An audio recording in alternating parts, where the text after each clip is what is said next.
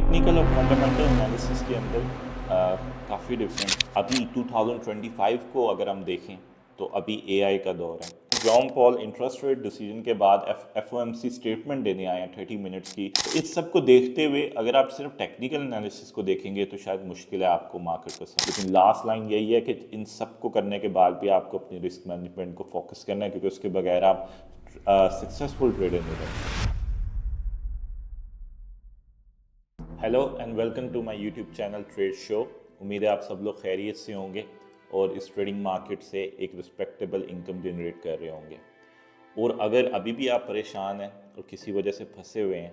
तो इस वीडियो के डिस्क्रिप्शन के अंदर मेरे तमाम सोशल मीडिया के लिंक्स भी मौजूद हैं और जितना भी मैंने कोर्स अभी तक दिया है वो सारा अपलोड भी है।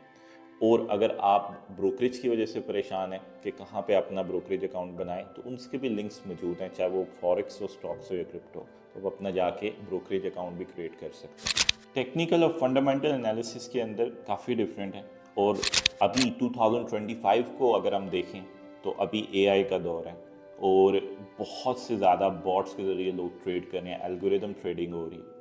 तो इस सब को देखते हुए अगर आप सिर्फ टेक्निकल एनालिसिस को देखेंगे तो शायद मुश्किल है आपको मार्केट को समझना, क्योंकि इस वक्त बहुत एआई ट्रेडिंग भी हो रही है।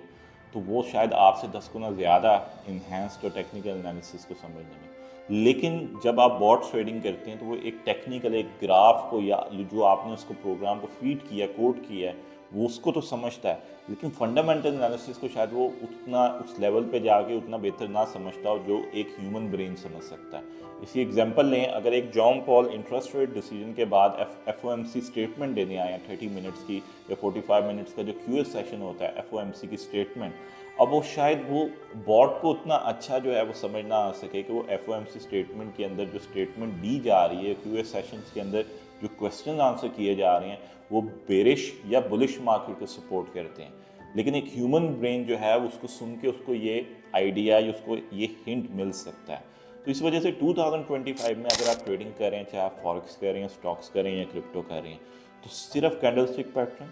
चार्ट पैटर्न, इलियट वेस्ट, एसएमसी, आईसीटी, इन पैटर्न्स पे नहीं रहना आपने साथ फंडामेंटल एनालिसिस को लाजमी देखना है, क्योंकि जियोपॉलिटिकल जो इस वक्त सिनेरियोज हैं, जो इश्यूज हैं, डेली बेसिस पे ट्रम्प एडमिनिस्ट्रेशन जो ऑर्डर्स को पास कर रही हैं, जो लॉज बन रहे हैं, जो लॉज जो है वाइड हो रहे हैं, जो जितनी तेज़ी से मामलात हो रहे हैं, आपने सबको देखना है और फिर आपने अपनी ट्रेडिंग पोजीशंस को लेना है। ख़ासतौर पे अगर आप लॉन्ग टर्म ट्रेडर हैं, पोजीशन में स्विंग बेस्ड ट्रेडर्स हैं, तो आपने फिर इन सारी चीज़ों को, इन सारे सिनेरियोज को देखते हुए आपने अपनी पोजीशंस को लेना है, क्योंकि फंडामेंटल एनालिसिस जिसके अंदर आपका इंटरेस्ट रेट डिसीजन भी आ जाता है, डॉलर्स के हवाले से जितना भी सीपीआई डाटा है, पीएमआई डाटा है, और बाकी जितने भी करेंसी, मेजर करेंसीज हैं, उनके इंटरेस्ट रेट डिसीजंस हैं, या आपकी बैलेंस ट्रेड का जो है, ऑयल की इन्वेंट्रीज है, गोल्ड की डिमांड एंड सप्लाई, इन सब चीज़ों को आपने देखना है और उसके बाद फिर आपने अपनी ट्रेड को डिसाइड करना है, ताकि आपकी जो विनिंग परसेंटेज है वो आपकी लूजिंग परसेंटेज से हमेशा ज़्यादा रहे। लेकिन लास्ट लाइन यही है कि इन सब को करने के बाद भी आपको अपनी रिस्क मैनेजमेंट को फोकस करना है, क्योंकि उसके बगैर आप सक्सेसफुल ट्रेडर नहीं बन सकते।